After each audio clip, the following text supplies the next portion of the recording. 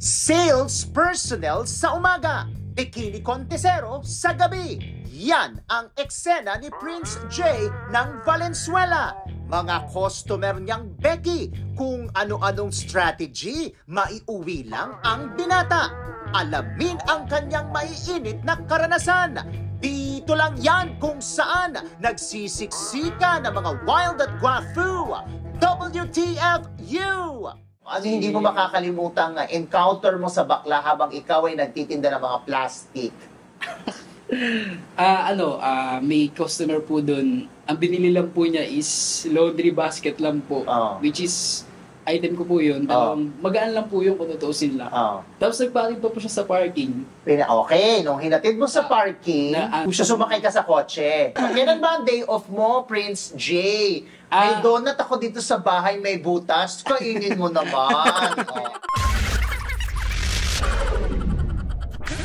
Libreng mapapanood ang ilan sa mga uncut episodes ng WTFU. Mag-sign up lang gamit ang link sa description box. Hello, this is Mr. Fu at ito ang WTFU at makakasama natin ngayon si Prince Stefan. Kaya naman si Prince Stefan? Opo, parang kaya mo? Totoo. Hindi. Kasama talaga natin ay si Princess Punsalan. Kaya lang si Princess Punsalan. Narinig lang. Grabe, narinig na lang sila. Hindi, kasama natin ngayon ay si Prince J.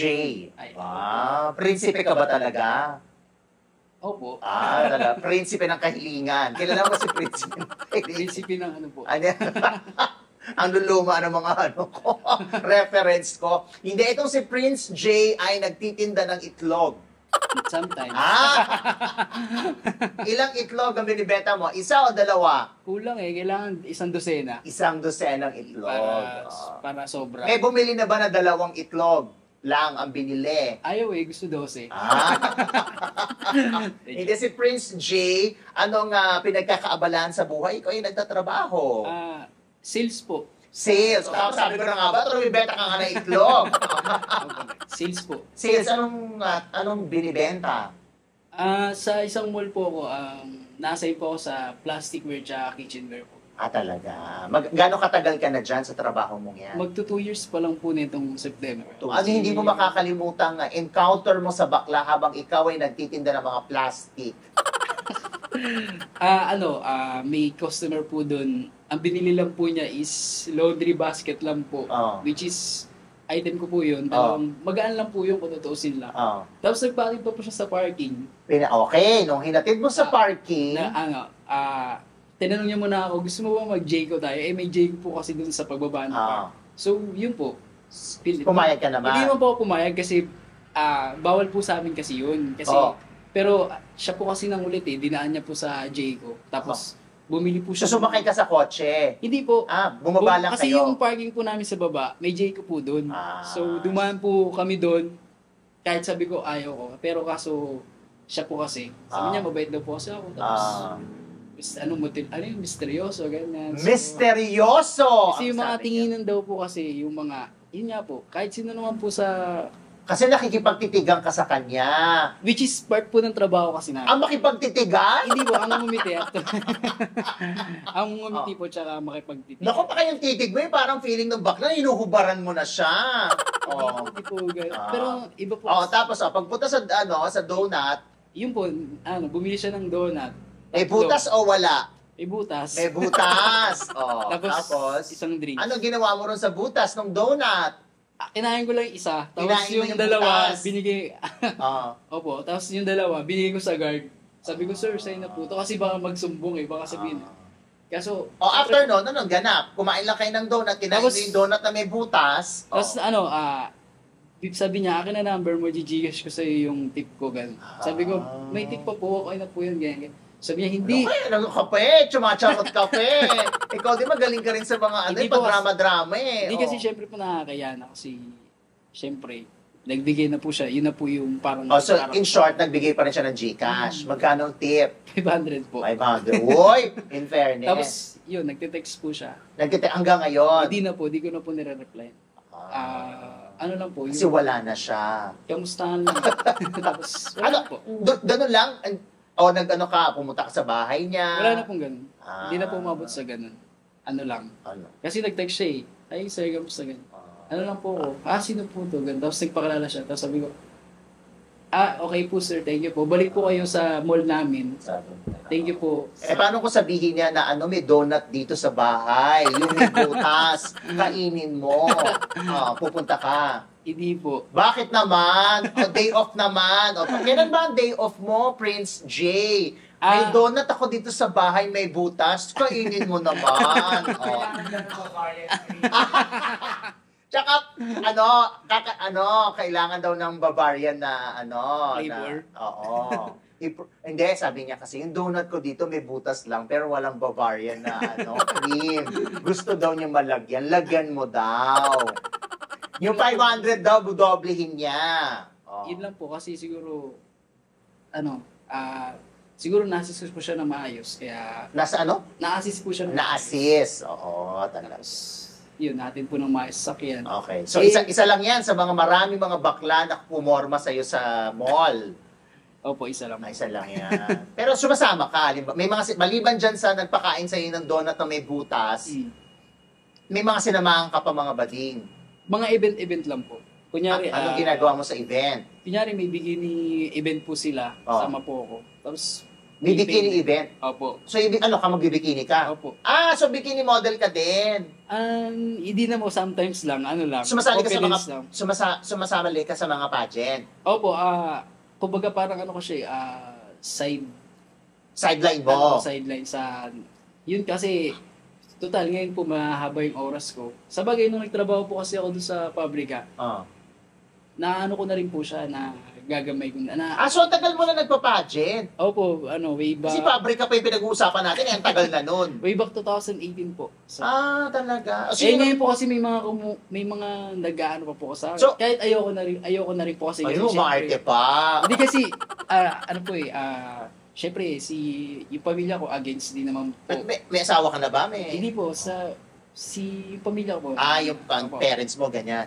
Kasi okay na daw po ako bakit? Gaano pa ganyan? Bakit naman, yun? Marangal naman yung pagpapakita Opo, pero minsan lang naman po sila katawan sa bikini minsan lang naman pageant. po silang kontra, pero full support po sila. Nananalo ka naman? Opo, marami po. Talaga. Sayang lang po kasi nasunugan kami way back 2022. Nasunog po lahat yun. Dapat po ito. Nasunog ang mga bikini?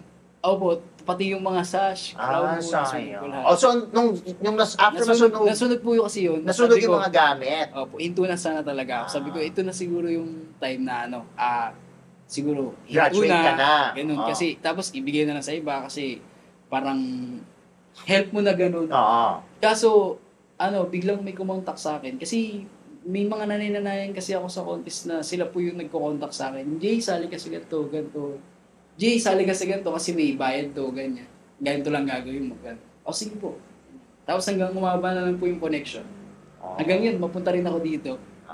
Wait, so nung nasunog yung mga gamit, ganyan, tapos bumalik ka naman din, dahil sabi mo nga may opportunity. So anong ginawa mo? Dahil sunog din yung mga gamit, nagrampa ka na lang walang bikini. Ay, hindi po. Kasi may manager naman po. Kumbaga sila po yung nagbibigay sa akin, gano'n. Tapos, pag nanalo, may hati na lang, ganyan. May nilalagay ka sa loob pag nakabikini ka? Ay, hindi po. Wala ka. Sure? Sure po. Kasi tissue, babalutin ng tissue. Kasi pag nilagyan mo ng tissue, parang ganun pa rin yun . Tsaka mas mahalata kapag tissue nilagay mo. Lumpia wrapper? Hindi, wala po. Wala. Shawarma? Wala po. Sure yan? Sure po. Talaga. Confident? Confident. Ano yung pinaka-sexy na bikini na nasuot mo? Yung basta Tibak. light green yun Tibak. Tapos anong kulay? Light green? Light green po, kumikinang po sa ilaw. So kitang-kita. Kitang-kita po. Sabi mo wala kang nilalagay. Okay. Meron ka bang ginagawa? Halimbawa, nasa backstage ka, lalabas ka na. May gagawin ka ba para lang, dati po kasi, projection? kasi nung build po talaga yung ito, nagpo-push up lang po. Tapos yung sa pambaba ko kahit di na po kailangan yun. Kasi, sila na bahala mag-judge doon. Sila na bahala doon. Kasi judge naman sila din nanonood. So, nasa kanila na yung kung ano yung tingin nila sa... Ang importante, wala tayong nilalagay. Kasi iba kasi nilalagyan nila ng parang ayoko na, nothing to mention. Ano nilalagay? Basta may nilalagay na sila eh. Ano? Bato? Ano? Tissue yan. Telepono? Tissue. Cellphone? Remote control? Ano? Parang mga ganun po. Hindi, joke lang po. Okay, sabi mo, dun sa 3 trabaho mo, pinakamaraming bading na encounter mo dun sa sales. Yes, Syempre dyan din madami sa pagpapagent. Opo. Ano yung hindi mo makakalimutan na encounter mo sa bading? Sa pag-contest po. First time ko po, biglang hinawakan yung ano ko. Alin ang hinawakan? Yung pinakatago-tago po. Wet! Hindi po yung harap po. Oh. Kasi ano po ako sensitive po ako. Nagkaroon ka na ba ng karelasyon na bading? Meron po. Meron na. Nakailang ka na karelasyon? Mga 2 po. 2. Okay. Yung una, sa kailan ito? Last year po, last year. Saan mo nakilala ang bading? Sa contest po, candidate po siya. Candidate.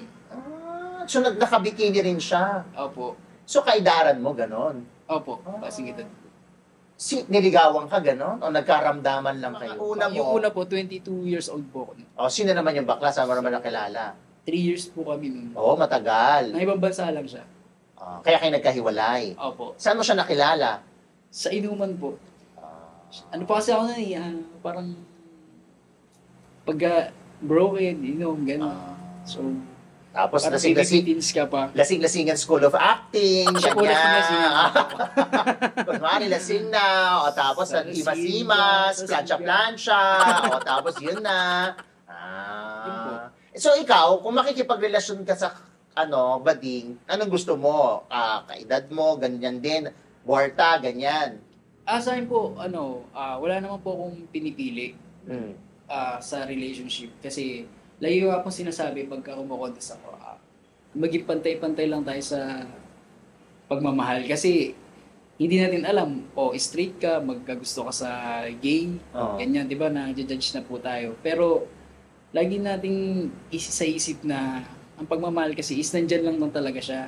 Pagka once tumibok na yung puso mo, kahit sino pa siya, kahit ano pa siyang lahi, tanggapin mo sa sarili mo yun, huwag mo ikaiyak. Okay, sa ngayon, may babae rito at may bading. Sino ang pipiliin mo? Ang babae o ang bading? Depende po sa, sa nila.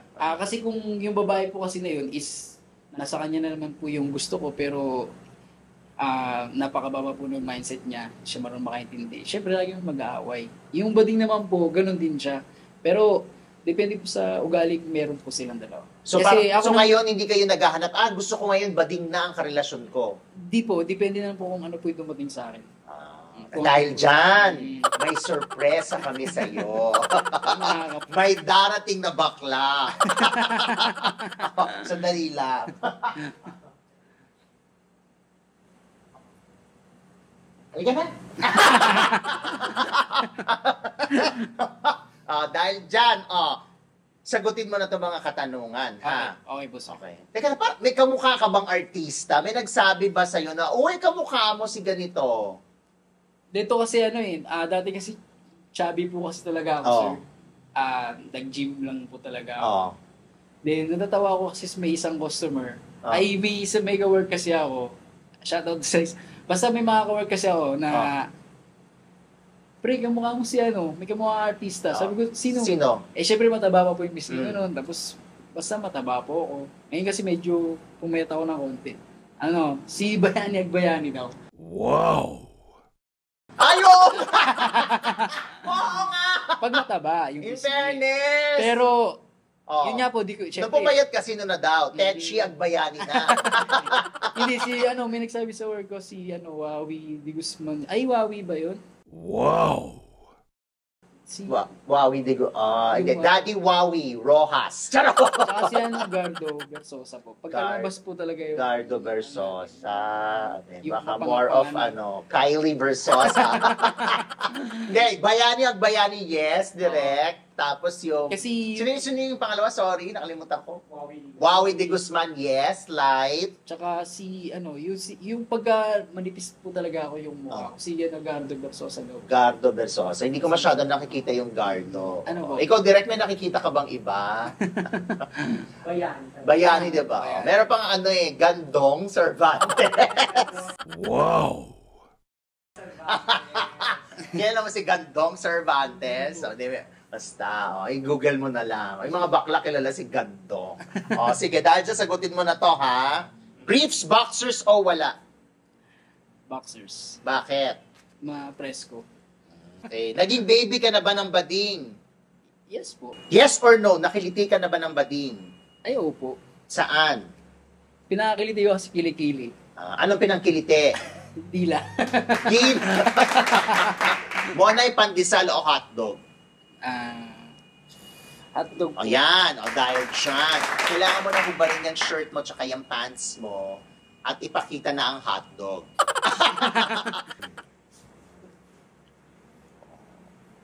Bam. Yung po. Yan. Tapos ubarin mo na yung... Doon mo ilagay yung shirt mo sa para hindi sa gabal. Tapos ubarin mo na yung pants. Hanggang dito lang po. Hindi, sa lahat. Mas mainit na karanasan ang aaminin ni Prince J, kaya wag palagpasin ang uncut version ng kanyang episode. Hanapin ang link sa description box.